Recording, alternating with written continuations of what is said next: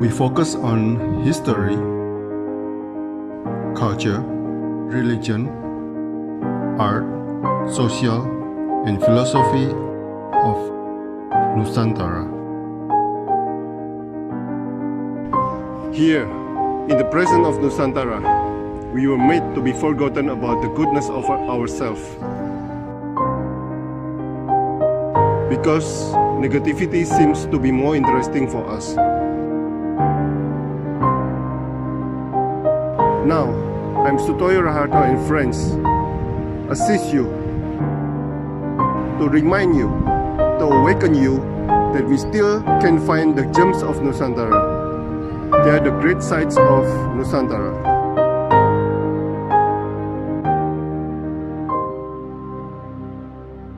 Mbak Kun, gimana? ya, sambil mulai dari mana ini? Ya, mulai dari tadi. Mulai aja Mbak Kun ya, supaya Oke. saya pertanyaannya banyak sekali. Rasanya ketemu muara yang dalam sekali ini. Asal tidak ada buaya muara saja di sana. Saya buayanya di darat semua. Oke, selamat pagi Pak Gunawan Sampodo, seorang arkeolog nekat. Saya rasa Pak Gunawan ini aset negara. Katanya hanya 3 orang yang bisa mempunyai keahlian seperti Anda. Ya. Mbak Kun, menurut beberapa teman, Anda menguasai 7 bahasa. Aksara Jawa Kuna, Jawa Madya, aksara Pandrat, Jawa Timuran, apalagi aksara Jawa Baru. Nah, Mbak Kun, mulai belajar aksara itu dari mana, Mbak Kun? Apakah dari masuk kuliah atau bagaimana? Belajar aksara itu dari TK. Karena ada aksara Latin kan di TK. Nah itu. Saya belajar aksara dari TK, aksara Latin oleh guru-guru TK saya. Gini, apa namanya? Untuk aksara Jawa Baru terutama, itu karena kebetulan saya sekolah dasar itu di Jawa Tengah. Jadi pada saat itu saya mendapatkannya sampai tingkat SMA kelas 1.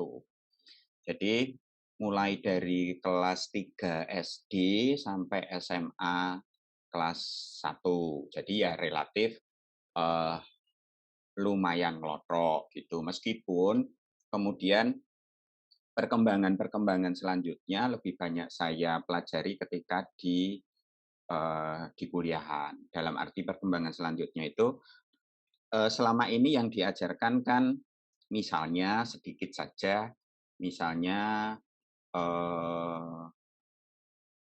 agung misalnya. Nah, itu kan di dalam aksara Jawa Baru itu kan tulisannya Hagung, pakai Hana Caraka itu. Tetapi ternyata kan ada juga vokal A yang berdiri sendiri.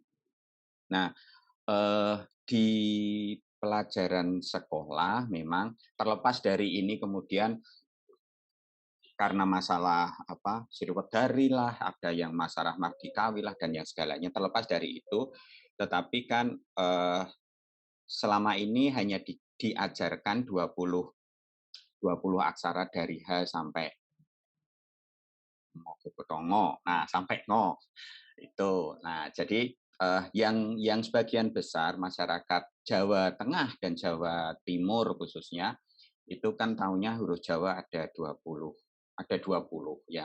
yang sebetulnya karena itu perkembangan dari masa-masa yang sebelumnya ada kurang lebih 33 konsonan dan ada kurang lebihnya 16 vokal. Ya, jadi ketika ditanya kapan saya mulai belajar aksara ya itu tadi TK TK untuk aksara Latin, kemudian kelas 3 sampai kelas 1 SMA itu untuk aksara Jawa barunya. Kemudian ketika kuliah saya mendapatkan tambahan aksara Dewanagari dan aksara Dewanagari, aksara Palawa dan aksara Jawa Kuna. Kemudian di pertengahan itu ada aksara-aksara antara Jawa Tengah, antara Jawa Kuna dan Jawa Baru. Beberapa orang kemudian menyebutnya sebagai aksara Budo gitu yang banyak ada di apa namanya, naskah lontar. Kemudian selesai kuliah saya mencoba untuk belajar aksara Han, aksara Mandarin, dan ya lumayan lah, paling ora nek dolan itu nggak kesasar gitu. Oh, nama Hawa. Oke. Wah, Mbak Gun, dari beberapa jenis aksara itu perubahannya, aksara Jawa ya yang saya omongkan. Dari aksara Jawa perubahannya itu menurut dinasti, kerajaan, atau apa Mbak Gun? Ini secara kajian ilmiahnya dulu, nggih. Secara kajian ilmiahnya itu menurut Kasparis itu dibagi menjadi beberapa tahap perkembangan. Jadi ada aksara Jawa Kuna awal, tua maksudnya, ada Jawa Kuna muda. Itu sekitar abad-abad ke-7, 9 gitu. Kemudian ada aksara Jawa Tengah, Jawa Kuno Tengahan dan Jawa Kuno Muda. Kemudian ada Jawa Kuno Muda, kemudian itu dibagi menjadi masa-masa Singosari Majapahit. Gitu. Jadi relatif lebih kepada apa ya istilahnya periodisasi di mana huruf-huruf itu banyak digunakan dalam temuan-temuan prasasti yang ditemukan sampai ketika si Kasparis membuat teorinya itu sekitar tahun 50-an. Berarti berasaskan atau beralaskan kerajaannya, Mbak Gun? Secara umum bolehlah disebut kerajaan seperti itu. Jadi kerajaan Medang, kerajaannya Airlangga, dan kerajaannya Singosari Majapahit. Gampangannya seperti itu. Mbak Gun kan pernah belajar aksara Han, yaitu Mandarin, di mana mereka dari piktografi sampai piktografi yang disimplifikasi itu kan runtutannya banyak sekali. Itu karena dinasti biasanya. Apakah ya ganti dinasti, ganti Hanzi kan? Ya, betul. Apakah itu hampir sama dengan kasusnya dengan aksara Jawa? Secara umum hampir sama karena sependek yang saya tahu dari beberapa dari beberapa buku, kemudian dari beberapa perkembangan huruf Asia terutama, dasarnya kan huruf-huruf bergambar. Jadi misalnya beberapa kali saya ditanya ketika ngajari ketika ngajari huruf Jawa Kuna, ini cara paling gampang untuk untuk menghafalkan itu bagaimana? Ya, saya tidak tahu apakah teori saya ini benar atau tidak, tetapi saya selalu bilang kalau Anda sudah hafal Jawa Baru yang 20 itu, bagian depan dan belakangnya itu hilangkan, nanti akan menjadi huruf Jawa Kuna. Gampangannya seperti itu. Jadi misalnya misalnya seperti juga perkembangan huruf. Saya tidak tahu huruf yang lain, tetapi paling tidak di Hanse itu misalnya R untuk matahari itu kan dalam bentuk bulatan tadinya, kemudian seiring berkembangnya waktu sampai sekarang menjadi bentuk kotak dengan garis. Nah, itu kan sebetulnya adalah bentuk dari simbol matahari. Seperti kemudian bentuk huruf Y misalnya untuk bulan, itu dari bentuk bulan yang setengah lingkaran, ya bulan bulan bulan sabit itu, kemudian dalam bentuknya sekarang menjadi seperti itu. Nah, sama seperti di Jawa kuna, itu awalnya adalah dengan perkembangan abad ke-6 sampai abad sekarang ke-21 sekarang ini, perkembangan hurufnya, perkembangan garisnya itu juga menjadi semakin sempurna dalam tanda kutip seperti apa yang ada sekarang. Kita lihat bersama sekarang ini. Jadi ketika ditanya perkembangannya piye toh atau cara menghafal paling gampang bagaimana toh ya, yang tidak semuanya memang, tetapi eh, coba hilangkan garis di depan dan di belakang yang ada di apa namanya huruf Jawa baru itu, dan itu nanti akan ketemu Jawa kuna. Mbak Gun, Mbak Gun sering dolan ke situs-situs ya, dan tentu saja kalau kita lihat paling muda ya, Majapahit mempunyai keramik-keramik Cina. Kita kalau ke yang lebih tua, Liangan itu ada keramik-keramik Cina. Nah, tetapi di Liangan ada temuan bahwa temboknya yang dikarbondit itu katanya dari saya pernah dengar abad ketiga kalau nggak salah, atau Ya. benar apa enggak. Ya. Apakah seberapa jauh hubungan Cina dan Nusantara ini sebetulnya, Mbak Gun? Hubungannya jauh sekali. Jauh sekali. Oh, Iya, oke. hubungannya jauh sekali. Jadi Cina itu ada di benua daratan utara sana. Eh, saya tidak tahu nih seberapa jauh hubungan itu, tetapi dari temuan-temuan yang ada, keramik terutama, atau data-data prasasti misalnya, itu telah ditemukan adanya komunitas-komunitas orang asing. Komunitas-komunitas orang asing yang oleh oleh kerajaan, oleh siapapun raja yang berkuasa waktu itu, sudah diberi satu orang petugas atau satu orang kelompok, sebuah kelompok untuk menghitung jumlah orang asing yang ada di kerajaan itu berapa, dan berhubungan dengan pajak yang harus mereka bayar sebagai pajak orang asing. Nah, ketika kemudian misalnya di Liangan atau di Dieng misalnya ditemukan keramik-keramik Cina dari dinasti Han atau bahkan dinasti-dinasti yang jauh sebelumnya, paling tidak karena kedua tempat itu ada di pedalaman, tidak di pesisir, paling tidak itu membuktikan bahwa siapapun dia, entah itu orang asing, Cina, Khmer atau apapun, atau orang kita itu pernah berhubungan dengan pendukung budaya yang menghasilkan keramik-keramik itu. Terus terang saya tidak berani bilang untuk pendukung budaya itu selalu adalah orang Cina, Guangdong, atau dari manapun, saya tidak tahu di mana keramik itu dibuat. Tetapi paling tidak bendanya itu ada di sini. Ya seperti sekarang lah, misalnya kita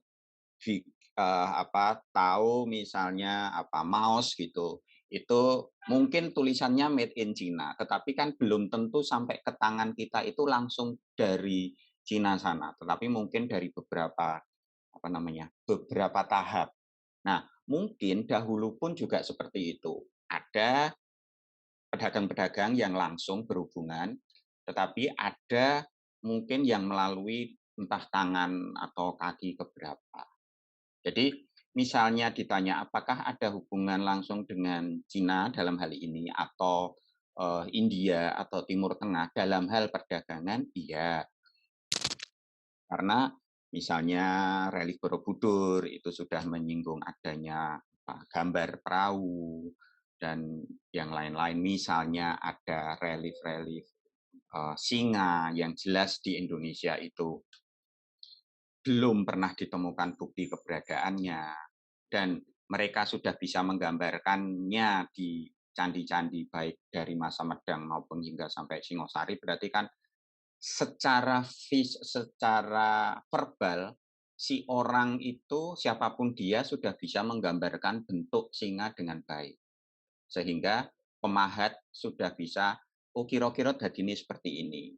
Perkara kemudian kita singone kok aneh toh, ya nggak aneh bagi mereka waktu itu, hanya kita saja yang sudah mempunyai pembanding bahwa bentuk singa yang benar dan bergerak itu seperti ini, jadinya kita menganggap aneh. Eh, apakah arkeolog nekat ini pernah memperkirakan hubungan-hubungan itu dengan India, dengan China, dengan Khmer segala itu paling awal abad keberapa, Mbak Gun? Terus terang saya belum terlalu nekat untuk kemudian sampai kepada teori-teori seperti itu, karena terus terang saya tidak menguasai tentang keramik. Ada beberapa teman arkeolog yang lebih mendalami tentang keramik itu.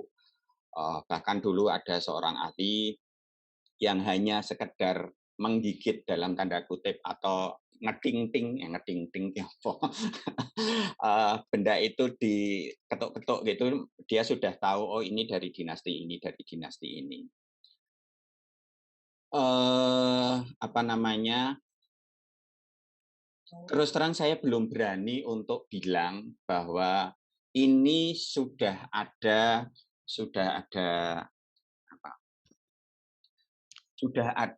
hubungan secara masif, dalam artian hubungan dagang seperti apa yang kita bayangkan saat ini. Karena ketika kita bercerita tentang hubungan dagang dan dengan adanya temuan-temuan apapun itu yang entah itu dibuat dari mana, kan kita juga tidak bisa dengan serta-merta langsung membayangkannya seperti saat ini.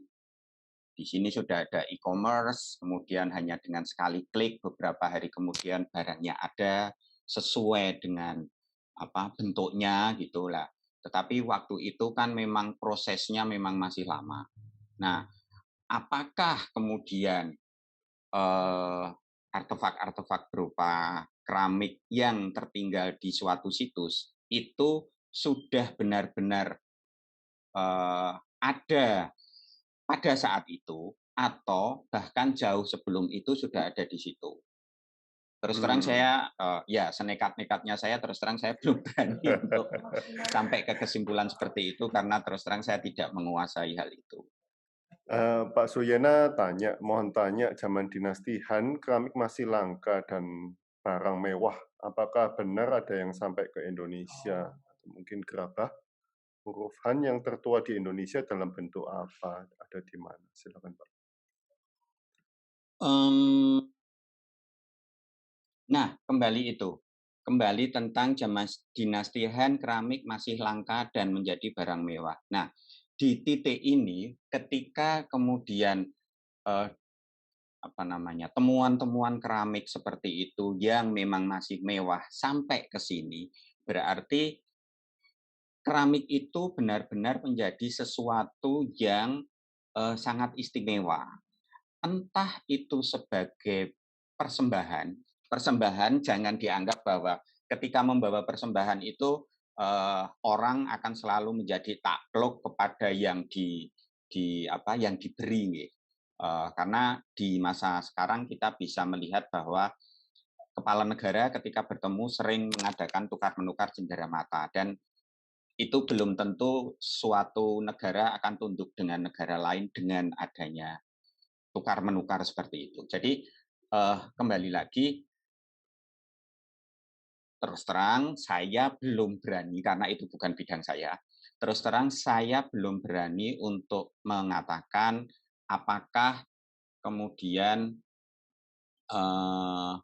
benda itu benar-benar menjadi barang dagangan, dalam artian dalam jumlah besar kemudian dibawa ke sini untuk diperjualbelikan.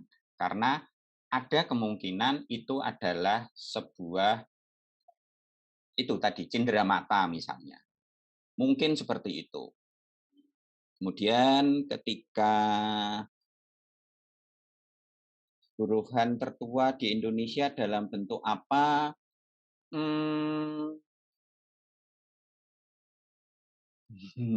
Ini saya terus terang juga tidak tahu karena huruf Hanzi seingat saya itu baru ada sekitar abad-abad ke-17 yang saya pernah baca. Itu pun sudah dalam bentuk nisan-nisan kuno. Nisan-nisan Bongpai. Tetapi dengan adanya juru Cina, istilah juru Cina di prasasti-prasasti Majapahit, saya yakin kelompok orang-orang dari Cina, entah itu apakah dari dinasti mana atau negara atau bagian mana di Cina sana, itu sudah pernah masuk ke Majapahit dan membentuk sebuah komunitas tersendiri. Paling tidak dari prasasti masa Majapahit itu ada tulisan juru Cina. Kemudian ketika gerabah, nah gerabah sendiri sebetulnya ditemukan di Indonesia itu jauh sebelum masa aksara, jadi jauh sebelum masa praaksara atau beberapa buku menulisnya pada masa-masa prasejarah. Itu sudah ditemukan, sudah ada temuan-temuan gerabah dari Indonesia. Ada beberapa gerabah yang polanya itu sama dengan gerabah-gerabah dari daerah luar. Apakah ini kemudian ada hubungan dagang tadi atau apa? Kembali lagi, saya belum terlalu nekat untuk kemudian membuat teori sendiri tentang ini. Oke, Mbak Gun, kembali ke aksara tadi. Kalau dilihat, apakah ada, ya kalau kita sebagai orang awam, kita melihat Jawa kuna dan yang ada aksara yang ada di prasasti itu mirip dengan yang di Kamboja atau yang di Khmer ya. Khmer. Ya. Apakah memang ada hubungannya ataukah mirip atau bagaimana, Pak? Kembali lagi, ini secara ilmiah dari beberapa penelitian itu kan ada aksara Dewanagari yang dari, saya sering kebalik-balik soalnya. Dewanagari itu dari India Utara kalau tidak salah. Dan kemudian aksara Palawa. Nah, beberapa sarjana Belanda itu menyebutkan bahwa Jawa kuna itu adalah perkembangan langsung dari aksara Palawa. Bentuknya juga hampir mirip-mirip seperti itu. Ketika aksara Palawa itu berkembang ke Indonesia karena dia juga dibawa oleh orang-orang India, kembali saya dibawa itu dengan banyak cara, entah itu dengan cara apapun lah, berdagang atau yang lain-lain, itu kemudian menyebar ke Asia Timur, Asia Tenggara, berkembang di Khmer, kemudian berkembang di Kamboja, berkembang di Semenanjung Malaya, dan rata-rata memang kemudian perkembangan huruf-huruf yang ada di daerah-daerah itu relatif hampir sama dengan dasarnya, induknya, yaitu huruf-huruf Palawa. Meskipun ketika kemudian dibaca aksara Khmer misalnya, kita yang sudah bisa membaca huruf Jawa kuna, itu ketika membaca huruf Khmer kok ora muni gitu loh, karena mungkin urutannya sama, kakak gaganga, caca jajanya, dan seterusnya, tetapi mungkin ada pemotongan-pemotongan spasi yang kita tidak tahu itu dari kata apa. Karena seperti penulisan aksara Jawa baru, aksara Jawa kuna itu juga tanpa spasi. Jadi ketika kita bisa membaca, kita bisa mengalih aksarakannya, kita masih harus ada tahap selanjutnya, yaitu alih bahasa. Nah, alih bahasa itu awalnya harus dimulai dengan iki kata opo yo. Nah, itu harus dimengerti dulu karena memang tulisan seperti Jawa Baru, tulisan Jawa kuno itu tidak ada spasinya. Dan mungkin itu pula yang terjadi di aksara-aksara Khmer. Oke. Kurang lebihnya begitu. Oke, saya mulai ya Pak Gun. Monggo. Dari tadi kan belum mulai pertanyaan yang seharusnya ditanyakan ini. Ini tadi belum mulai toh. Tiwas wis mikir rodok tenanan. Oke, itu pemanasannya Pak Gun. Baik. Oke, saya share screen ya. Ini soalnya pengalamannya sama saya hampir sama ini.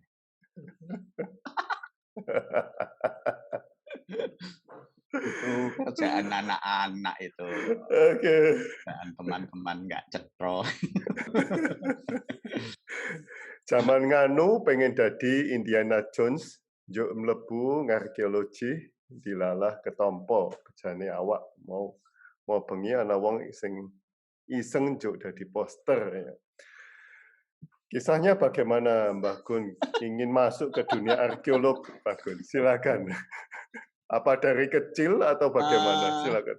Enggak, terus terang seperti juga banyak teman-teman seangkatan, ya kakak angkatan 1, 2, 3 atau ya sekitar-sekitar itulah di tahun-tahun 85-an atau di tahun-tahun itulah ketika pertama kali ada film Indiana Jones.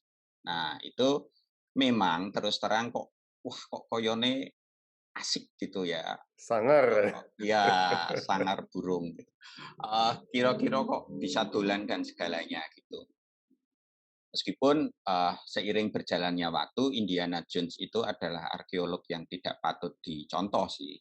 Karena setiap kali dia masuk ke situsnya rusak. Nah, ya awalnya sih ada terinspirasi dari film-film seperti itu, tetapi pada dasarnya adalah sejak kelas 1 SMP saya sudah senang dengan sejarah. Sebetulnya tingkat kesenangan ini lebih terima kasih kepada Pak Suryono, guru SMP saya, yang pada waktu itu membuat pelajaran sejarah itu menjadi menarik bagi saya. Saya tidak tahu bagi teman-teman yang lain. Tetapi guru SMP itu, waktu itu saya kelas 1 SMP di Purbalingga, bisa menceritakan dengan sangat baik bagaimana kisah-kisah yang ketika dibaca di buku itu yo mis kaya ngono tok gitu loh. Nah, kemudian kelas 2, kelas 3 itu kemudian saya berpindah ke SMP di Temanggung, kemudian dilalah guru sejarahnya juga masih bisa menguraikan sejarah dengan baik dan benar. Nah, dari situ mulai saya terpupuk untuk kemudian suka dengan sejarah. Meskipun ketika di SMA ada 2 guru sejarah yang saya tidak usah menyebut SMA-nya karena rodok nggak enak, meskipun di anu juga ada. Ada 2 guru sejarah, yang satu sungguh menarik, tetapi yang satu terus terang seperti guru-guru sejarah pada umumnya di Indonesia, itu membuat murid menjadi ngantuk. Ya, saya tidak akan, saya kembali lagi, saya tetap berterima kasih pada para guru-guru saya yang sudah membawa saya sampai ke titik ini, mendasari saya untuk mensukai sejarah. Tetapi tanpa mengurai rasa hormat, ada saat-saat di SMA terus terang memang di mana pelajaran sejarah itu menjadi sangat mengantuk. Ya, karena saya pernah dilalah malam harinya itu nonton wayang ngebiar dan dan jam pertama, kedua itu sejarah, dan saya dan teman saya yang ngebiar nonton wayang itu tidur tenang. Terus terang memang saya tidur di bangku pojok belakang kelas itu. Karena ya kembali lagi menjadi sangat tidak menarik. Meskipun bahasannya menarik tentang Perang Dunia, pertama gitu, tetapi cara apa namanya, cara membawakannya itu ya nuwun sewu. Seperti pada umumnya guru sejarah lah, hanya sekedar menghafal angka tahun, menghafal kejadian dan yang lain-lain. Ya, ya itu, ya nuwun sewu kalau kemudian waktu itu saya tertidur pulas sekali. Tetapi kemudian semua itu membawa saya yang kemudian dilalah ketika apa namanya, ketika mencoba keberuntungan untuk mendaftar di arkeologi dan yaitu bejane awak itu tadi saya menjadi salah satu mahasiswa arkeologi angkatan 89 Universitas Gadjah Mada yang diterima waktu itu. Kurang lebihnya begitu. Kurang lebihnya. Kira rada curhat karo gibah guru sejarah. Dalam penelitian selama ini, Mbah Gun sudah menemukan bukti sejarah hingga tahun berapa, Mbah?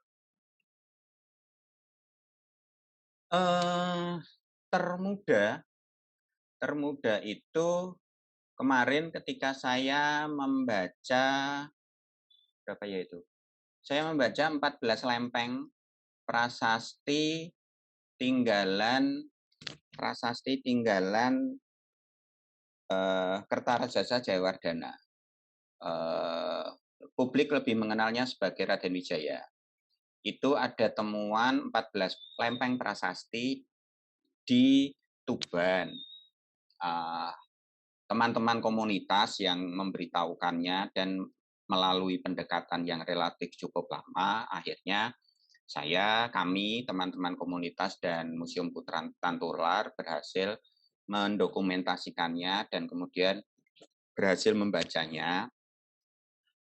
Dan itu menjadi salah satu tambahan sejarah bagi awal Majapahit, karena sampai saat ini baru ada 5 kalau nggak salah prasasti dari Kertajasa Jayawardana, dan dengan tambahan 1 ini ya ada tambahan data sejarah lagi. Data tambahan sejarah yang terutama sejarah geologi yang penting dari prasasti itu mengatakan bahwa di Warunggahan, nama Sima yang disebutkan di dalam prasasti itu pernah terjadi gempa sehingga prasastinya hilang. Sehingga pemilik Sima, orang-orang yang dulu pernah diberi Sima oleh Kertanegara, meminta penetapan Sima lagi kepada Raden Wijaya itu. Dari sisi geologi ini sangat menarik karena seperti kita tahu gempa itu adalah proses yang berulang. Meskipun tidak di satu tempat. Nah, ketika kita tahu sejarah gempa di suatu tempat, paling tidak kita bisa melakukan mitigasi bencana di tempat-tempat itu. Yang terus terang sampai saat ini di kita, tanpa mengurangi rasa hormat, mitigasi bencana itu sangat lemah. Kita hanya bisa reaksi tanpa pernah kita mencoba untuk sadurunge iki piye ya kudune piye dan segalanya. Nah, mungkin itu adalah yang termuda nih. Kalau yang tertua saya pernah membaca prasasti dari 701 Saka. 709 Saka. Itu berarti berapa ditambah 78. 78 berapa lah? 78 oke lah. 709 ditambah 78 itu. 78 sekian Masehi. Kira-kira itu yang tertua dan yang termuda. Yang tertua di mana, Mbah Gun? Yang tertua kebetulan ditemukan di daerah Temanggung, di lereng Sindoro. Jadi suatu hari itu ada seorang pencari batu. Pekerjaan dia memang mencari batu. Dan di ereng-ereng itu apa bahasa Indonesia ya? Di tebing. Di tebing. Nah, di tebing antara, jadi kan itu terasering ya, sawah-sawah di sana itu kan terasering. Jadi di tebing antara lahan yang bagian atas dan bagian bawah itu kan biasanya ada ya itu ereng-ereng, aka tebing itu. Si bapak ini melihat sebuah batu yang lumayan besar, yang ketika dicutik-cutik kanan kirinya itu, kok dia merasa bahwa ini adalah batu utuh besar gitu. Nah, batu itu kemudian dipecah oleh dia. Kemudian ketika pecahan-pecahan itu dikumpulkan, ternyata di sisi baliknya, jadi misalnya ini batu nih, nggih, kelihatan nggih. Ini batunya, bagian belakang batu. Terus bagian depan batunya itu kan biasanya halus untuk ditulisi lah. Batu itu ditemukan dalam posisi terbalik, bagian belakang yang ada di luar. Kemudian batu itu dipecah. Ketika pecahan-pecahan batu itu dikumpulkan, ternyata kok ada, menurut dia kok ono huruf Jawa nih. Tetapi dia bertanya kepada tetangga kanan kiri, tidak ada yang bisa membacanya. Kemudian oleh bapak itu dibawa pulang dan disimpan di sebuah kolam lele di depan rumah dia. Selang 8 atau 1 tahun kemudian, ketika ada salah satu teman komunitas juga yang dolan ke sana ngobrol-ngobrol ngalor ngidul, dia tidak tahu, teman komunitas itu tidak tahu kalau bapak itu menyimpan prasasti sebetulnya. Kemudian ngobrol ngalor ngidul tentang kekunoan-kekunoan di sekitar tempat tinggalnya, ditunjukkanlah batu itu. Kemudian, loh ini kan huruf Jawa kuno gitu. Nah, kebetulan saya tinggal di Temanggung, kemudian teman komunitas itu mengirimkan foto itu ke saya, dan saya coba melihatnya, dan ternyata oh ya ini Jawa Kuna, dan seperti prosedur yang seharusnya saya minta teman-teman untuk melaporkannya kepada dinas tempat, dalam hal ini kepala desa, dan akhirnya sampai ke dinas kebudayaan kabupaten, dan akhirnya terbacalah prasasti itu. Wow. Ya, lumayan dari Ya, Jawa ya. Tengah ke Jawa Timur. Oh, oke. Berarti Temanggung mempunyai peradaban yang awal banget ya? Ya, kembali lagi seperti tadi di awal disinggung bahwa Liangan itu sudah sejak abad kedua, ketiga, bahkan mungkin itu jauh sebelumnya itu sudah ada kehidupan di sana. Entah bagaimana pola kehidupannya, tetapi dari beberapa kali penelitian itu saya baca bahwa Liangan sekarang yang ditemukan itu adalah sebuah proses peradaban yang bertumpuk-tumpuk dan berlanjut. Nah, mungkin itu ada bagiannya dari beberapa prasasti yang ditemukan di sana. Mungkin. Oke, Mbak Gun, ini ke gambar lagi. Ini banyak gambarnya mau saya tanyakan. Menarik sekali. Oke. Ini Ya, silakan. ini adalah tadi batu yang saya ceritakan itu. Jadi batu itu terpecah menjadi 1, 2, 3, kurang lebih 6. Kalau enggak 6, 7 bagian. Ini adalah bagian terbesar dari batu yang ada. Dari batu yang dari angka tahun 709 Saka itu. Ya saya tidak tahu apakah ini keberuntungan atau tidak, tetapi dilalahnya si bapak tadi memukul tepat di di urat batunya.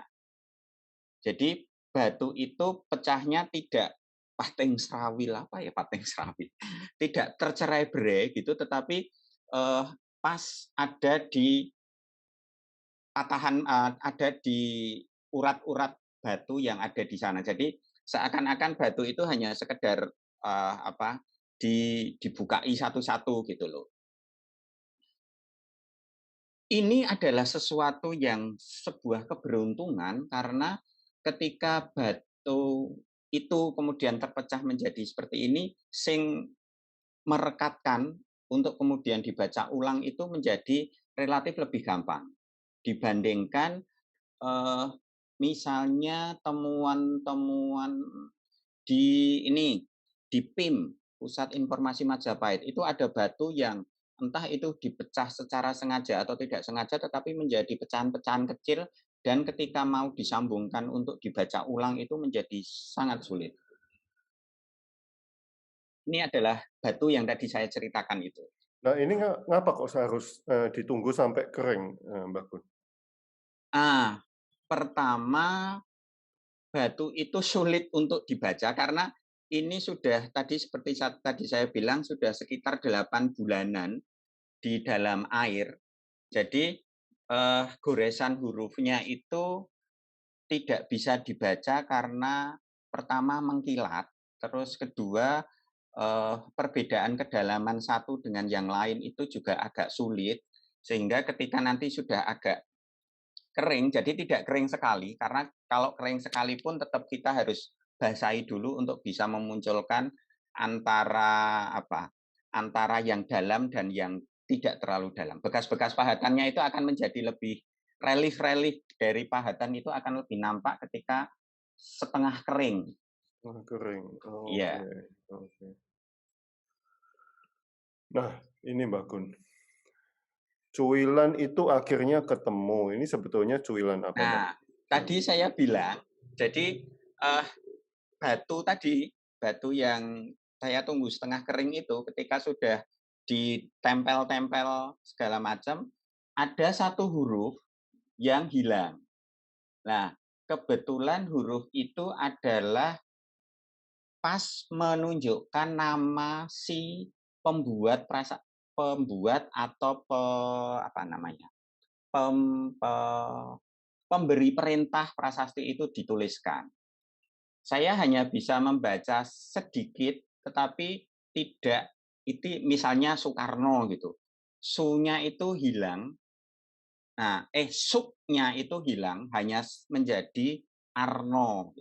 Nah, kita tidak tahu depannya itu apa karena bagiannya itu hilang. Nah, meskipun makanya ini cuilan itu sekitar 10-an senti, tetapi itu menjadi salah satu bukti penegas bahwa ini loh nama aslinya itu ini gitu. Nah, jadi itulah sebabnya kadang-kadang saya memang berpesan kepada siapapun teman-teman di luaran sana yang senang dengan arkeologi atau senang dengan dolan-dolan untuk belusuan kemanapun, kalau menemu benda-benda baru ya tolong jangan dikorek-korek dulu gitu, karena kita tidak pernah tahu apa yang ada di sana, apakah itu tempelan gerabah, tempelan gabah, kecil memang, tetapi seperti yang ada di Liangan, gabah-gabah yang menempel kecil-kecil itu ternyata ketika dibandingkan dengan gabah yang sekarang itu beda jenisnya gitu. Berarti kan bisa diindikasikan paling tidak oleh para ahli-ahli botani masa kuno atau ahli-ahli yang mengurusi tanaman-tanaman dari era-era dulu itu, oh ini itu termasuk dari ya Oryza sativa tapi yang jenis apa gitulah. Paling tidak kan ini bisa menjadi sebuah kekayaan lokal di mana kita nenek moyang kita dulu itu menanam padi jenis ini. Apapun itu namanya kan tentu nama dulu dengan nama sekarang akan beda, tetapi oh ternyata seperti ini toh. Entah apakah itu bisa dibudidayakan kembali atau tidak, tetapi paling tidak dari temuan-temuan kecil seperti itu mungkin akan membuat kajiannya menjadi lebih sempurna, melengkapi bolong-bolong yang ada. Jadi saya selalu memang berpesan kepada teman-teman siapapun mereka, dimanapun mereka itu ketika jalan-jalan jangan ngorek-ngorek apa, ngaduk-aduk, dukir-dukir benda-benda yang lebih dalam lagi.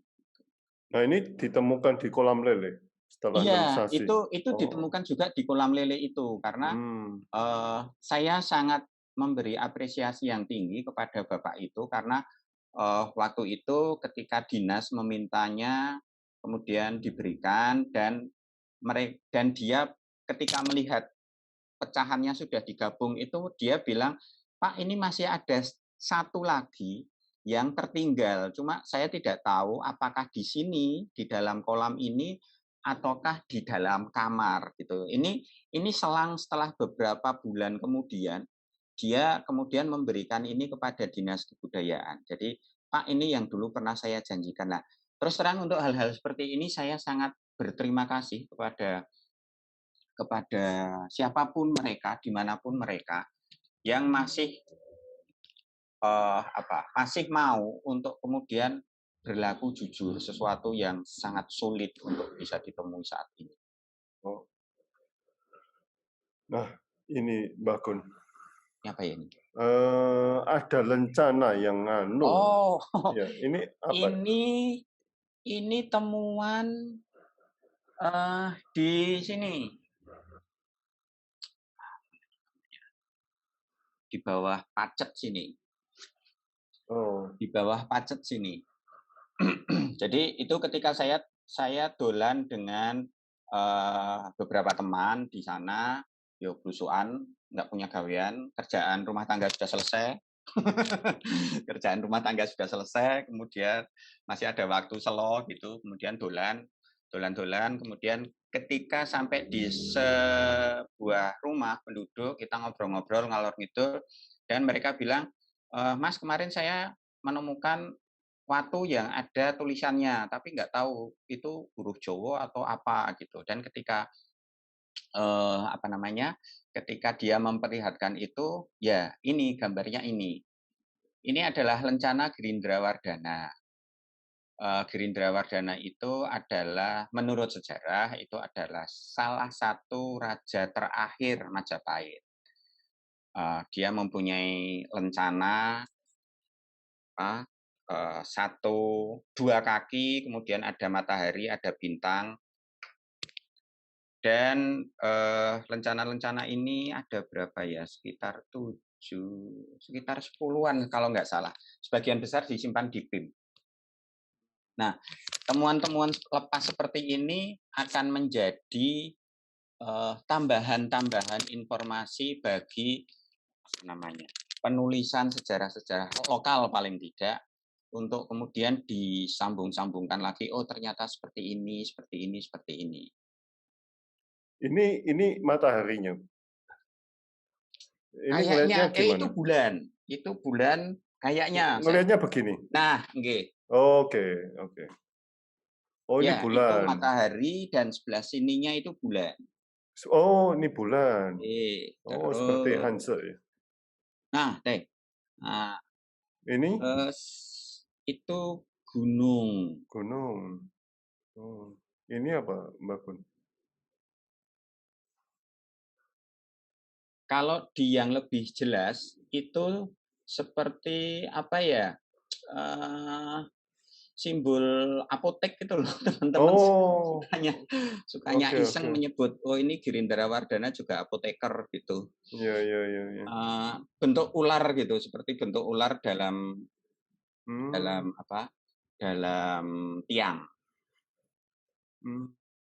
Oke. Terus bawah itu apa, saya juga tidak begitu hafal sih itu. Oke, selanjutnya Mbak Gun. Ini menarik. Nah, apa yang Anda lakukan dengan ini, Mbak Gun? Ini katanya gabungan S1 dan S2 ya? Nah, itu ketika teman-teman bilang saya mulai nekat dengan apa yang saya lakukan. Ini adalah temuan di mana tadi? Liangan. Itu adalah temuan di Liangan. Sudah lama sebetulnya, tetapi banyak yang abai bahwa itu adalah tulisan. Banyak yang abai bahwa itu adalah tulisan. Saya tidak akan menunjuk siapa yang abai, tetapi banyak yang abai bahwa itu tulisan, dan ketika kemudian saya dan teman-teman memunculkannya bahwa ada tulisan di sana, itu menjadi ramai. Ya sudahlah, nggak apa-apa gitu. Nah, kemudian suatu ketika dilalah saya iseng-iseng berhadiah itu mendaftar untuk beasiswa. Dan kebetulan pendaftaran beasiswa saya itu diterima. Nah, ya kurang gawean lagi gitu. Dan saya juga nekat untuk sekolah lagi, ngambilnya teknik. Itu kan nekat anak-anak sastra ngambil teknik gitu. Nah, tetapi sebetulnya kenapa dasar saya mengambil itu adalah dengan perkembangan komputer yang ada sampai saat ini, itu sangat dimungkinkan untuk membuat sesuatu yang yang dulu hanya sekedar angan-angan sekarang menjadi terwujudkan. Nah, di sini saya menggunakan teknologi fotogrametri. Jadi bagaimana fotogrametri sebetulnya intinya kan biasanya digunakan oleh para ahli-ahli atau teman-teman dari sesuatu yang berhubungan dengan bumi untuk melihat bagaimana bentang bumi dan segalanya. Nah, di sini saya melihat bentang permukaan prasasti itu saya anggap sebagai bentang permukaan bumi. Tinggi rendah pahatan yang ada di prasasti itu saya anggap sebagai tinggi rendah permukaan bumi, di mana ada sungai, ada gunung, ada danau, dan segalanya. Yang saya interpretasikan sebagai pahatan-pahatan di situ. Apakah itu pori-pori batu, apakah itu memang bekas material batu yang lepas, atau apa gitu. Sehingga ketika sebuah gambar prasasti dibentuk 3 dimensi, kemudian dianalisa dengan fotogrametri dan bla bla bla yang lain, kita bisa merekonstruksi dan kita bisa merestorasi harusnya bentuknya itu adalah huruf seperti ini. Karena dasar saintifiknya adalah ini. Memang seperti kita ketahui, satu-satunya benda cagar budaya yang tidak bisa direkonstruksi itu adalah prasasti. Candi kita bisa merekonstruksinya dengan menambah batu, menambah atau apa gitu. Arca kita bisa merekonstruksinya, tetapi prasasti kita tidak bisa merekonstruksinya dengan menambahkan pahatan. Bisa diomeli orang banyak itu kalau kita menambahkan pahatan. Oh, ini tidak jelas pahatannya, tak tambahkan dan jelas. Nah, satu-satunya rekonstruksi dan restorasi prasasti itu adalah secara digital. Sesuatu yang terus terang tanpa berbangga, tetapi terus terang memang itu belum banyak dilirik oleh para arkeolog dan terutama epigraf Indonesia. Nah, di titik itu kemudian saya mencoba untuk membuat rekonstruksi dan restorasi prasasti batu, terutama untuk kemudian saya rekonstruksi ulang, iki sebetulnya pahatannya apa toh?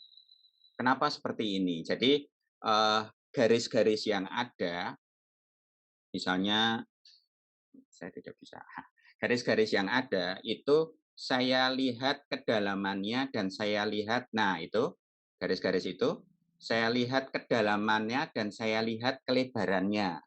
Karena asumsi saya bahwa alat pahatnya itu hanya satu. Jadi mau tidak mau lebar dan kedalamannya kan relatif sama. Ini secara logika saja sih.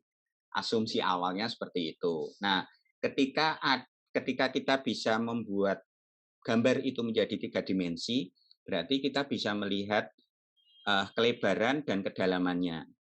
Nah, dari kelebaran dan kedalaman yang ada itu kalau yang terlalu dalam ya kita tinggikan. Kalau yang terlalu lebar ya kita sempitkan sesuai dengan asumsi awal. Sehingga pada akhirnya kita bisa membuat sebuah prasasti yang sudah terrekonstruksi dan sudah terrestorasi sehingga pahatan-pahatan itu menjadi lebih jelas. Nah, itu sebetulnya yang saya lakukan ketika menulis untuk S2 saya. Nah, Mbak Gun, oh ini juga menjadi bahan tesis berarti. Nah, Mbak Gun, tulisan apa ini, Mbak Gun? Ini sebetulnya di sebelah, kalau dari sisi saya, ini sebetulnya masih ada lagi satu huruf yang hilang. yang ketika saya rekonstruksi itu menjadi huruf K. Nah, kalau kemudian terbaca semua itu menjadi Kalum Wayan. Dari perbandingan prasasti yang ada, Kalum Wayan itu pernah ditemukan menjadi sebuah daerah yang pernah dipahatkan pada prasasti di Dieng. Boleh dikatakan Kalum Wayan itu adalah tempat antara Dieng dan Liangan, di mana itu terus terang ya kita belum tahu. Karena awal beberapa teman bilang bener po iku Kalum Wayan, buktine opo dan segala macam lah. Ketika saya bisa merekonstruksi huruf K di awal dan ternyata memang ada tulisan Kalum Wayan di sebuah prasasti yang lain, itu ya paling tidak itu membuktikan bahwa ada sebuah tempat entah di mana dekat Liangan sana yang merupakan daerah bernama Kalum Wayan. Karena ada prasasti lain masih di Liangan juga, itu namanya Patapan. Terbaca Patapan. Dari beberapa bukti sejarah, bukti prasasti, kita tahu ada namanya Rakai Patapan. Nah, Rakai sendiri adalah sebuah yang dituakan atau kepala daerah lah gampangannya di Patapan. Rakai Kalum Wayan misalnya, Rakai Watu Humalang. Itu adalah kepala daerah di Watu Humalang, kepala daerah di Kalum Wayan, kepala daerah di Patapan. Nah, dari hal-hal itu kita bisa membuat teori-teori baru. Meskipun sebetulnya tentang Kalum Wayan ini saya juga dibisiki sih sama salah satu teman. Mbah, ini ternyata ada tulisan Kalum Wayan juga toh di prasasti di buku ini. Nah, berarti kan pembacaan saya atas Kalum Wayan itu benar, bisa dibuktikan secara sains, dan ternyata benar ada nama Kalum Wayan juga di sebuah prasasti. Ya paling tidak, otak-atik gatuknya ya rodok-rodok tidak bel gitulah. Nekatnya benar. Nekatnya ya rodok-rodok ngilmiah. Oke Mbak Gun, ini saya mau tanya yang gambar ini Mbak Gun. Ini di mana Mbak Gun? Itu kurang turun kayaknya. Atau nggak bisa turun lagi? Bisa turun lagi. Ini saya screenshot. Oh, di screenshot. Ya. Ini adalah salah satu tulisan, salah satu prasasti yang relatif panjang yang ada di lereng Penanggungan. Oh, Penanggungan. Ya, lumayan ngos-ngosan untuk sampai ke sana. Karena itu ada di salah satu puncak di Penanggungan sana. Terus terang saya belum bisa memberikan nama tempatnya karena ada salah satu teman epigraf yang masih mau menuliskan tentang prasasti-prasasti yang ada di mana di Penanggungan, dan kemungkinan besar prasasti ini juga akan beliau tuliskan. Jadi meskipun saya sudah membaca semuanya, saya sudah tahu ada angka tahunnya, di situ ada nama seseorang, tetapi ya nuwun sewu untuk saat ini saya belum bisa memberikan informasi itu karena kembali lagi ada salah satu teman senior yang mau menuliskan ini. Jadi ya nanti daripada. Oke. Iya. Nah, ini yang di Liangan ya, Mbak Gun? Nah, ini yang tadi saya bilang ada nama Patapan. Ada Patapan tadi itu. Jadi di Liangan itu ada sebuah pagar yang memisahkan antara daerah inti yang di mana ada percandiannya dan jalan raya dan jalan makadam gitu. Nah, di tembok-tembok kanan kiri itu ada tulisan-tulisan yang kemudian terbaca sebagai Patapan, sebagai Kalum Wayan, sebagai ini gitu. Kita tidak tahu apakah itu adalah, kalau merujuk di kasusnya Plausan Lor, nama-nama yang ada di sana itu adalah nama-nama penyumbang, nama-nama penyumbang candi. Nah, saya tidak tahu apakah kasus ini juga ada di Liangan. Jadi nama-nama ini adalah nama-nama daerah yang mengirimkan para penduduknya untuk ikut membangun Liangan. Saya tidak tahu. Masih banyak kajian yang harus diolah dari ini. Nah, ini pakai teknologi apa lagi, Mbak Gun? Nah, itu adalah salah satu bahan, salah satu tahap ketika saya merekonstruksi pahatan batu itu dengan fotogrametri. Jadi bentuk 2 dimensi itu kemudian saya proses dengan sebuah aplikasi sehingga menghasilkan bentuk 3 dimensi. Nah, dari 3 dimensi itu kita bisa seperti tadi saya singgung di awal, kita bisa melihat kedalaman dan kelebaran normal, dalam tanda kutip normal, alat pahatnya itu jane sebesar apa toh. Nah, ketika alat pahat itu kita sudah tahu paling tidak, misalnya ukurannya 1 mili kali berapa lah, lebarnya berapa gitu nggih. Nah, kita tinggal tracing saja ini yang 1 mili itu kira-kira mana, yang lebarnya lebih dari 1 mili berarti kita bisa restorasi, kita bisa rekonstruksi dan yang lain-lain sehingga bentuk prasasti itu menjadi bentuk prasasti itu menjadi bagus, dalam tanda kutip bagus secara digital. Karena kembali lagi kita tidak pernah bisa dan kita tidak pernah boleh merekonstruksi prasasti dengan menambah pahatan secara fisik. Ya. Beda dengan beda dengan arca, beda dengan candi, itu kita bisa nambahi waktu. Nah, ini di mana, Mbak Gun? Ini masih di Liangan juga. Oh, masih di Liangan. Oke. Nah, ini diapakan lagi nih, Mbak Gun? Nah, itu tadi kan kita sudah melihat kedalamannya, nggih. Kita sudah melihat kedalamannya dan kita sudah melihat kelebarannya pahatan itu. Nah, kembali lagi dengan teknologi digital yang ada, kita bisa mewarnai mana toh bagian yang dalam, mana toh bagian yang sedang, atau mana bagian yang tipis. Jadi kita bisa memilih, saya pengen yang biru itu kedalamannya 0,5 misalnya, yang merah itu 0,2 gitu, 0, ini gitulah. Kita bisa kita bisa pilih dan kemudian atas dasar itu kita bisa menghilangkan yang misalnya merah dan hijau gitu. Merah yang hijau kita hilangkan berarti yang kedalamannya lebih dari 5 yang tersisa. Nah, dari situ kita bisa kemudian mulai merekonstruksinya.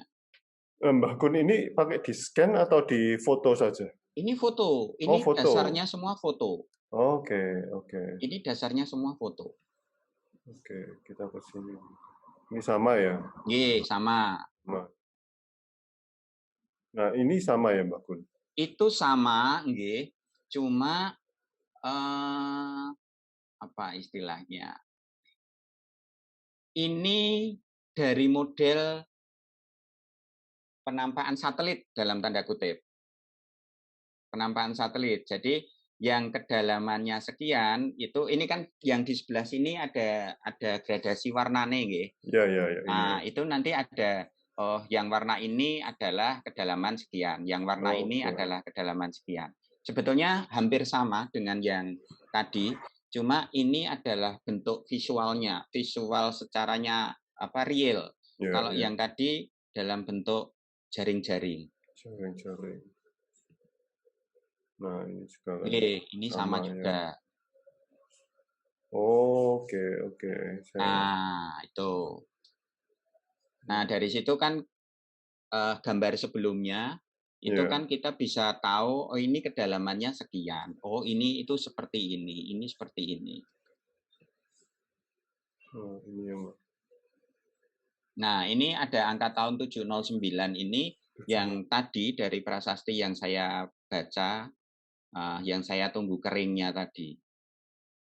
Nah, ini kan ada pahatan-pahatan yang aus karena alami, karena ada yang aus karena memang batunya itu pecah gitu. Nah, dari rekonstruksi yang saya lakukan itu tutup apa ya, pecahan-pecahan yang tidak seharusnya itu bisa saya make up lah gitu, didempul gitu. Nah, ini liangan juga, Mbak Gun. Ini liangan juga.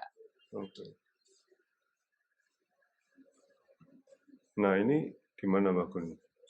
Ini di belahan. Belahan.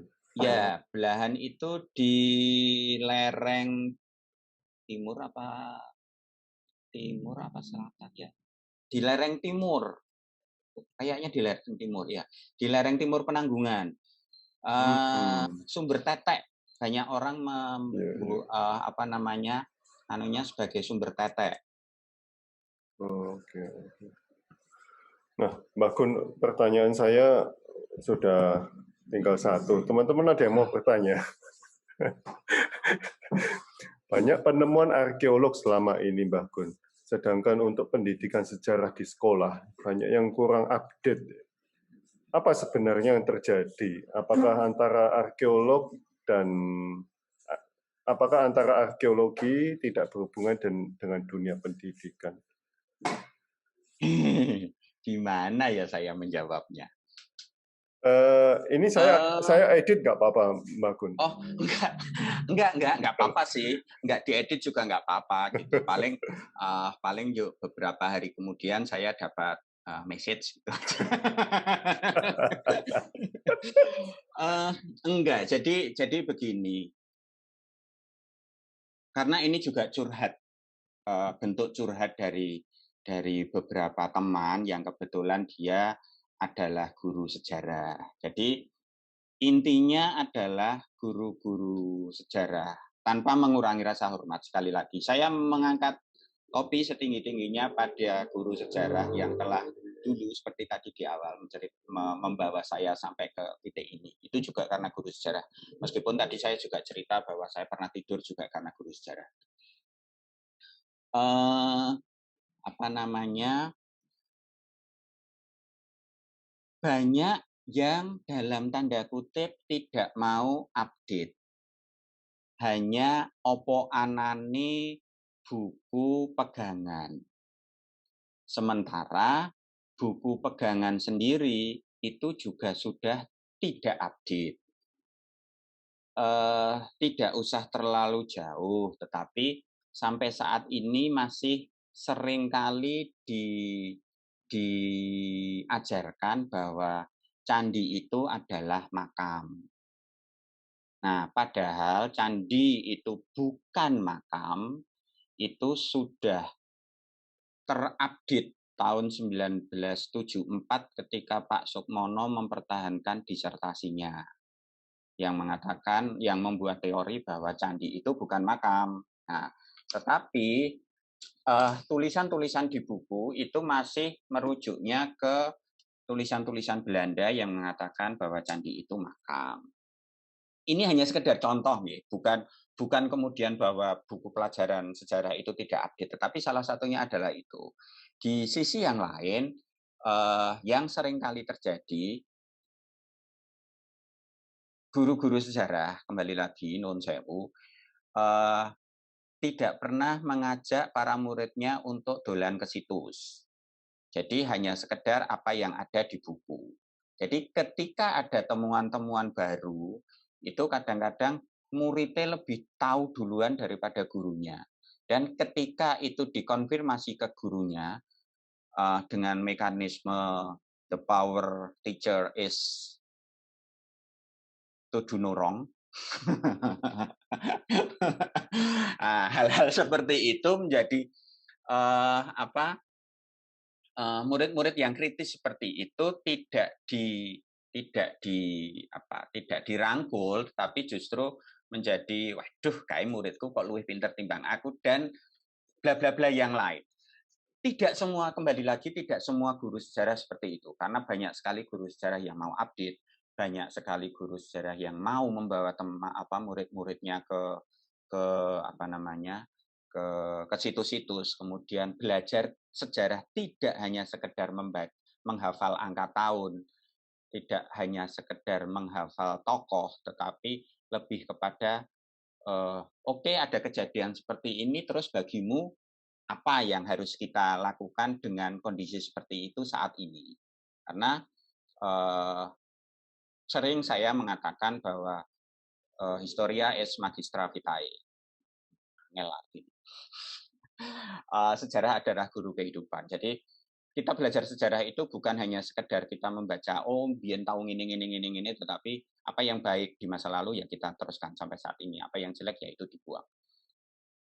Hal-hal seperti itu yang kemudian ketika saya bukannya kemudian tetapi ketika kemudian ngobrol-ngobrol, oh enak yo, nek sinau sejarah model kayak ini dijak dolan dan segalanya. Lah mbok minta kepada gurumu, wah guru saya gini Pak. Kembali lagi tidak semua guru seperti itu. Nah, mungkin hal-hal seperti ini yang kemudian membuat arkeologi, sejarah, atau apa itu dijauhi oleh murid, dijauhi oleh anak didik dengan wah sejarah ki sinaune mengko arep dadi opo. Sejarah kuwi ngopo to, ming ngotek-otek watu, ming ngene, ming dan yang lain-lain gitu loh. Kembali lagi itu tidak semua, tetapi banyak seperti itu. Jadi apakah kemudian arkeologi atau sejarah itu berjarak dengan dunia pendidikan? Ya kembali lagi saya lebih mengembalikannya kepada bagaimana dengan para pelaku pendidikan itu sendiri. Baik itu murid, baik itu guru. Karena Mas Menteri kan sudah mengatakan sekolah merdeka. Yang itu sangat bisa itu sangat bisa dieksplor dari segala macam sisi.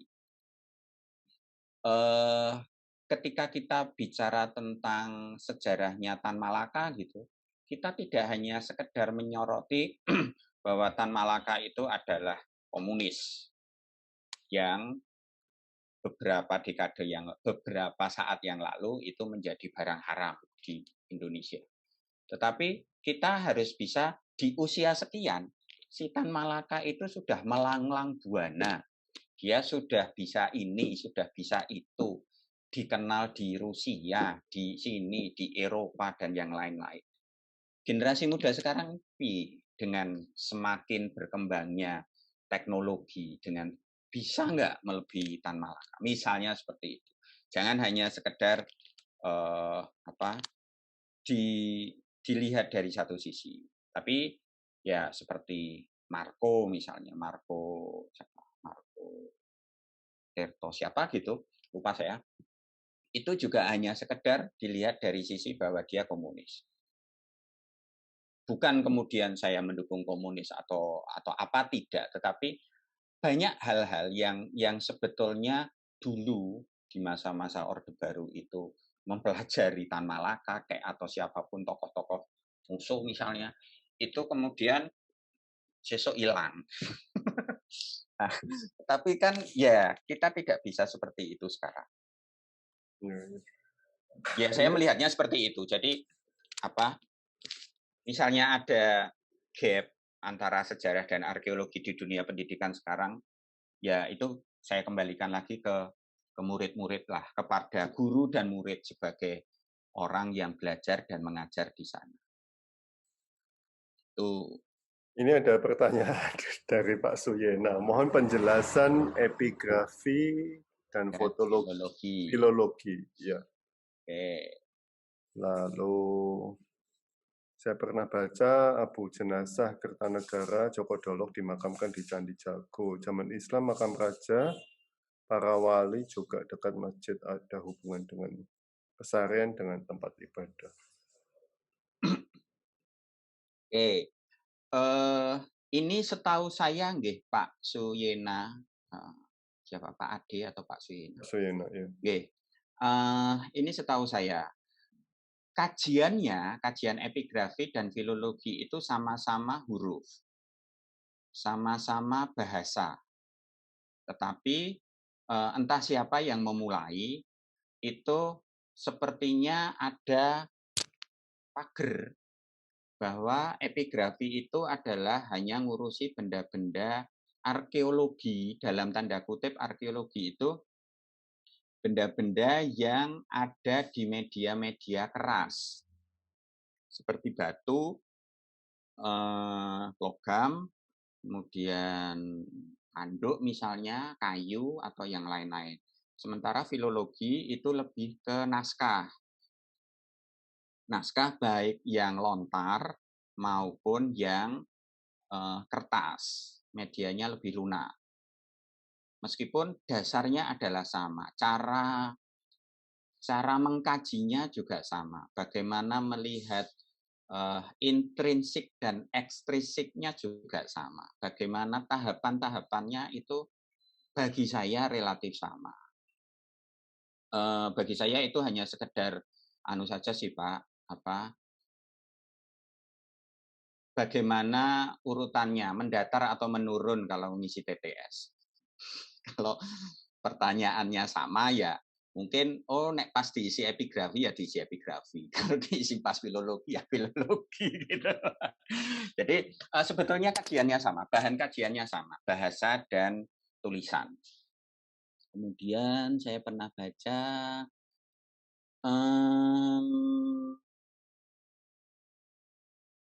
saya tidak tahu yang dimaksud dengan dimakamkan itu bagaimana. Karena setahu saya dalam tradisi Hindu terutama, atau tradisi Buddha, itu kemudian setelah diperabukan biasanya dilarung. Entah dilarung di sungai, entah dilarung di laut. Istilahnya apa itu? Saya lupa. Ada istilah tertentu. Itulah kemudian yang oleh para peneliti Belanda waktu itu dikatakan candi itu adalah makam karena dilalah di dalam kotak peripih candi, yaitu tempat kalau di dalam tradisi Hindu sekarang itu namanya pedagingan, hampir sama itu kotak peripih itu isinya itu ditemukan abu. Nah, dianggap abu itu adalah abu jenazah yang dikremasi. Dari penelitiannya Pak Sukmono, abu-abu itu adalah abu-abu binatang, tulang-tulang binatang yang dikorbankan.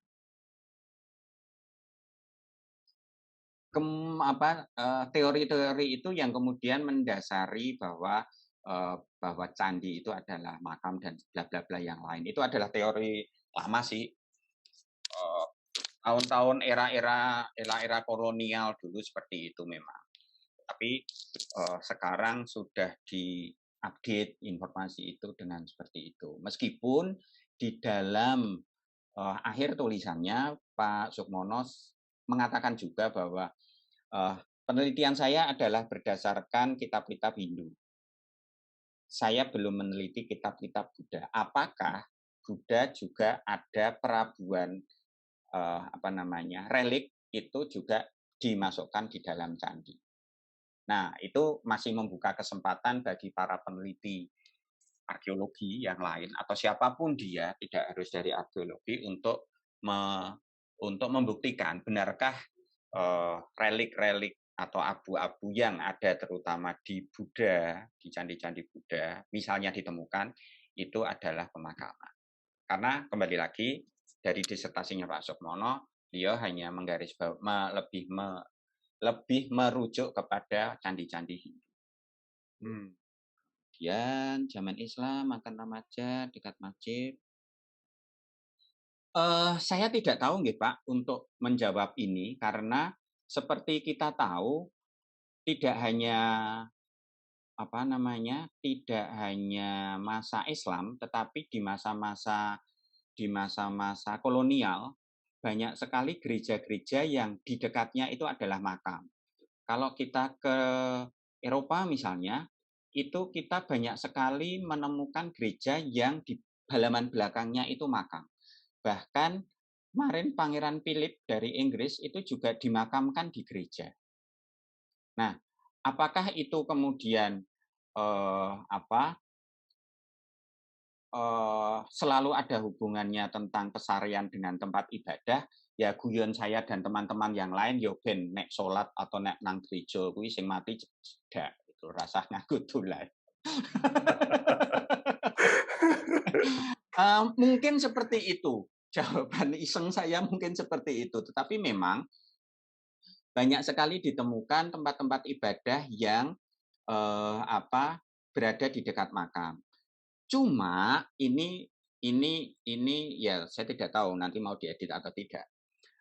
Cuma kadang-kadang yang menjadi rodok keprihatinan itu adalah banyak sekali kemudian candi atau apapun yang ketika era berganti, masa berganti, itu kemudian atasnya didirikan masjid. Kemudian di bagian belakangnya itu didirikan pesarian. Nah, kalau sudah seperti itu, kita mau ngusik-usik masjid, kita mau ngusik-usik struktur candi yang dulu ada di sana, memang menjadi kerepotan karena itu nanti implikasinya akan banyak sekali. Nah, di titik-titik seperti ini yang perlu untuk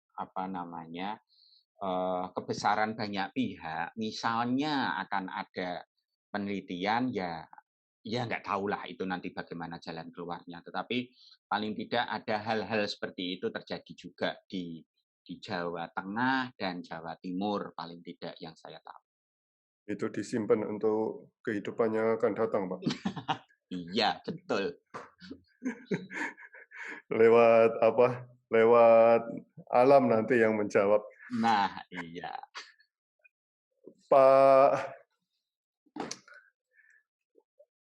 Pak Gun ada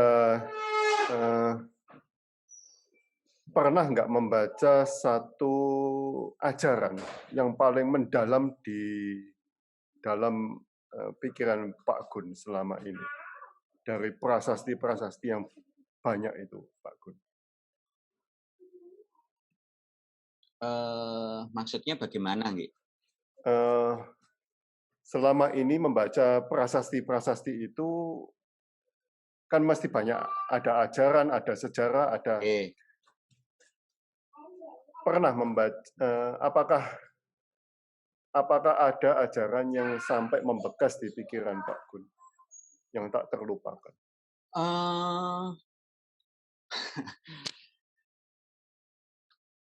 Sebetulnya ketika kita membaca prasasti itu kita tidak lebih besar dari kita membaca sebuah SK sebetulnya. Karena intinya prasasti itu sebetulnya adalah pada tanggal sekian saya raja dengan bla bla bla bla bla menetapkan X untuk mendapatkan wilayah atau mendapatkan apa, kemudian untuk bersenang-senang maka X membuat hiburan, membuat makanan, membuat sesaji dan yang lain-lain.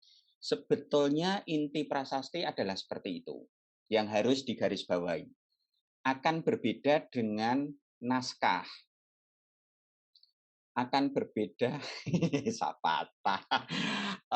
akan berbeda dengan naskah. Di dalam naskah konteks ceritanya itu memang menjadi lebih banyak kita bisa berimajinasi. Misalnya perjalanan Arjuna dari Padepokan ke Gunung Indragiri ke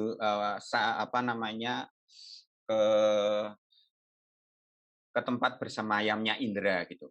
Itu di sana dituliskan bahwa perjalanannya itu jalannya menanjak, berliku-liku, udaranya segar, banyak hewan bla bla bla segala macam itu yang gampangannya kita membaca cerpen. Tetapi ketika kita membaca prasasti, kita membaca SK yang hanya menetapkan bahwa dan seterusnya. Kalau kemudian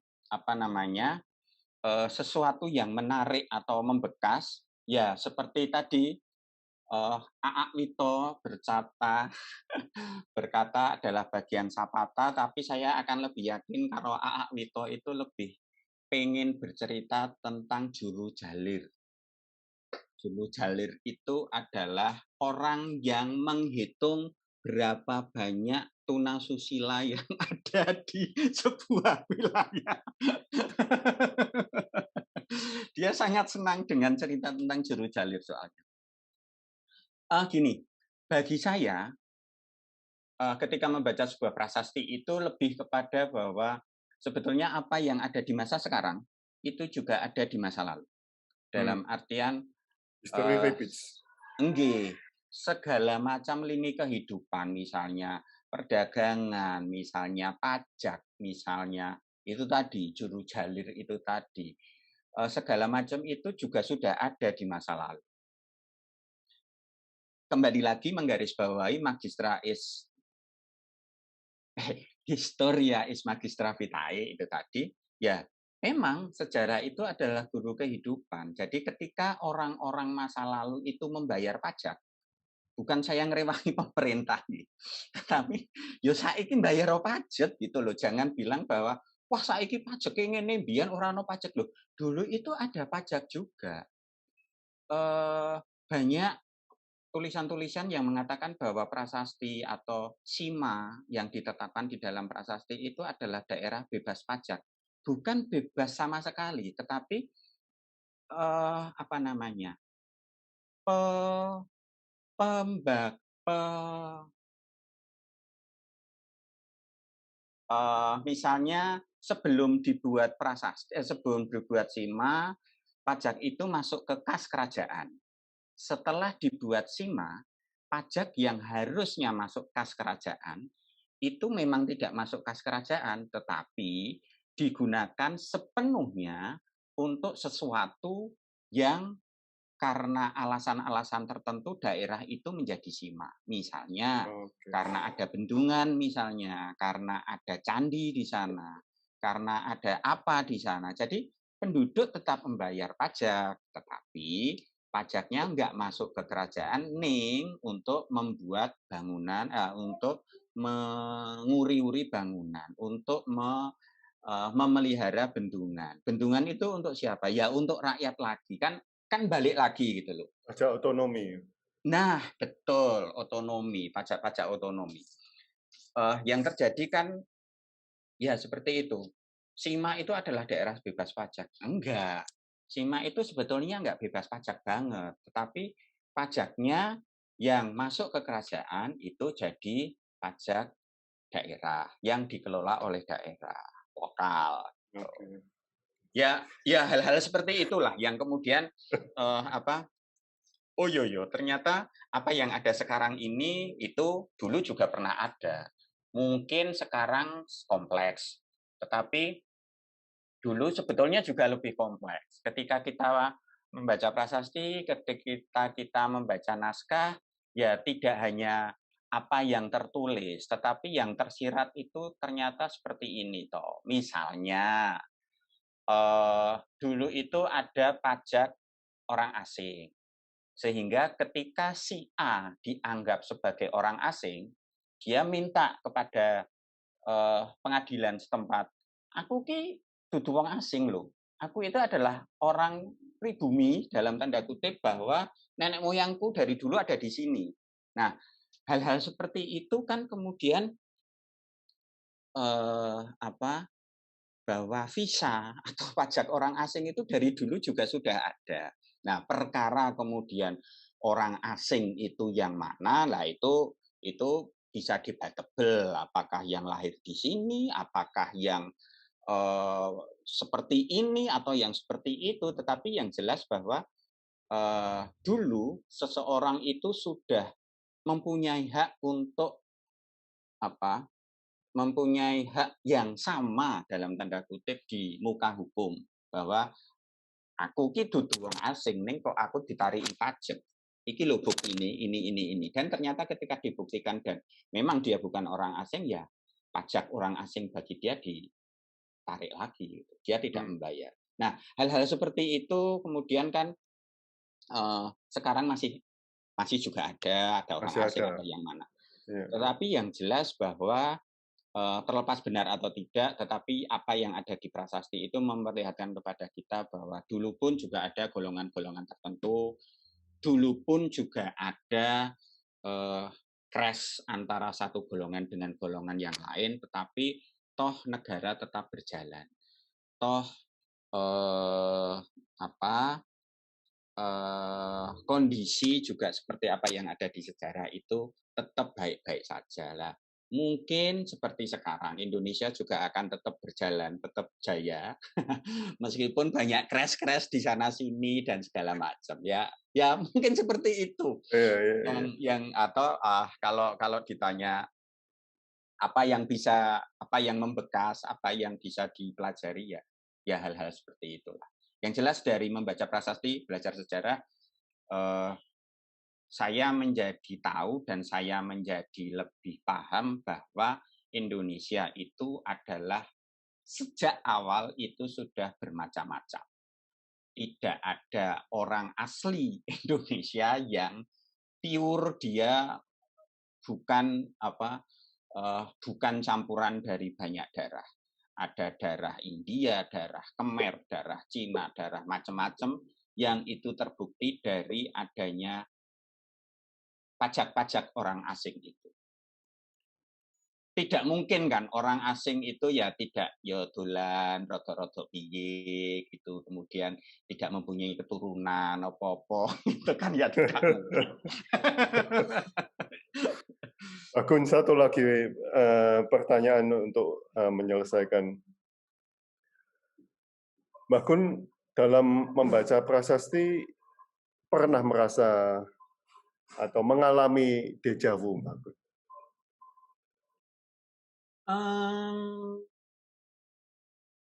Waduh, itu sebetulnya pertanyaan untuk Cak Wito itu.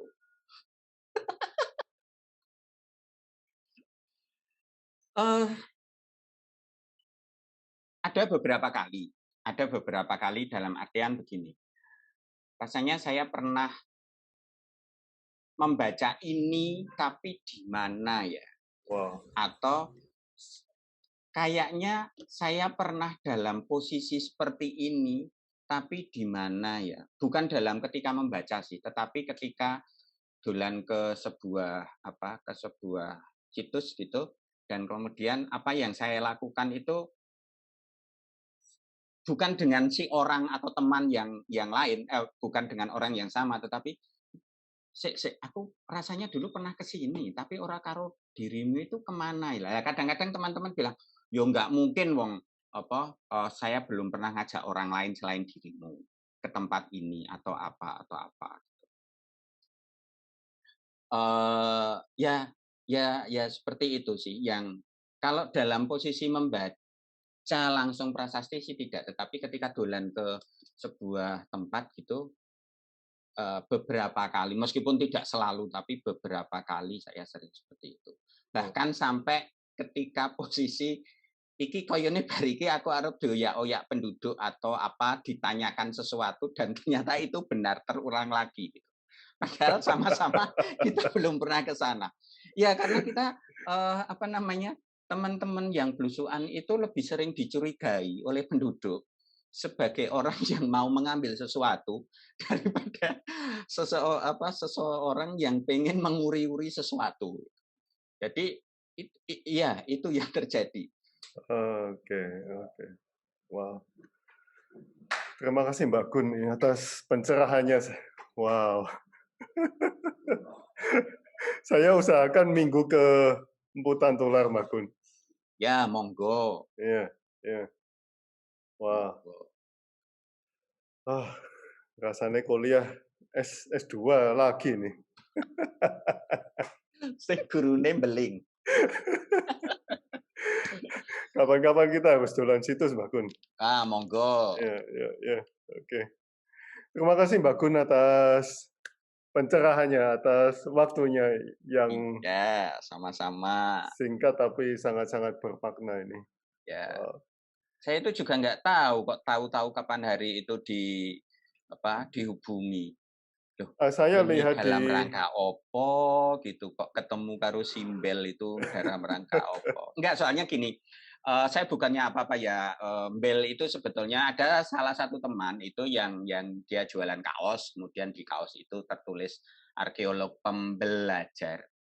Nah, tetapi tulisan MBEL-nya itu digedeki gitu. Jadi dari jauh itu kelihatan sebagai arkeolog Bel gitu loh. Jadi, oh iki apik iki nek lingkungan.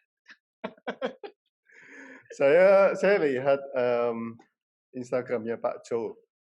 Ya, Ya, oke. rasanya Mbak Gun ngasih buku ke Pak Jo ya. Ya, itu lalu saya, kok apa Pak Jo rasanya ngomong terima kasih apa guruku atau apa gitu. Makanya wah ini luar biasa ini. Wah, ora cetro iki. Ternyata kemarin saya tanya sama Cak Wito sama Mas Wiri ya. Loh, Mas Chandra. Ya. Ya. Wah itu ya orang-orang tidak cetro dan itu akan semakin banyak mencetik geni dan memblusukkan itu orang-orang itu. Maka pada kenal ya udah besok kita ketemu di Zoom gitu. Matur nuwun sangat Mbak Gun atas Sami-sami. waktunya. Kita harus ketemu Mbak Gun. Iya, senang bisa berbagi. Semoga tidak banyak yang diedit. Enggak. Karena banyak yang tidak cetro sebetulnya. Mbak Gun nanti kalau butuh mengartikan Hanse dan sebagainya, Pak Suyena ahli Hanse. Ya, Pak, kita bisa kapan-kapan belajar tentang itu, terutama untuk pembacaan Bongpai. Saya bisa membaca, saya bisa mengartikan, tetapi terus terang kelemahan saya adalah ketika sampai kepada tahun ini, masa pemerintahan Kaisar inilah itu dikonversikan kepada tahun Masehinya yang agak kesulitan saya. Nanti saya kasih nomor teleponnya Pak Suyena. Ya, terima kasih. Sangat-sangat berbahagia saya. Ya. Maaf, bisa bicara? Ya. Silakan. Saya berapa kali diminta membaca menafsirkan Bongpai yang ada di Sumatera itu kuno. Ya. Tahun Kuangsi keberapa lalu dibuat dengan 10 penanggalan zaman tradisional tuh. Ya. 10 cabang langit, 10 batang langit, 10 10 batang langit. Nah, itu tahun-tahunnya itu seperti itu. Nah, itu sebenarnya buat saya tuh menyenangkan juga. Jadi kalau ada ini bisa diskusi, Pak. Ya, terima kasih, Pak. Ya. Terus silsilah keluarga juga di situ kelihatan sekali. Ya, betul. Itu ada hubungan dengan sastra kuno. Iya, betul. Terima kasih. Iya. Ini sudah saya kirim nomor WA-nya. Terima kasih, Pak. Ya, nanti kalau butuh apa-apa bisa hubungi Pak Suyena. Terima kasih. Iya. Terima kasih, Mbak Gun. Ya. Kita sampai ketemu lagi. Ya, terima kasih. Sami-sami. Selamat siang.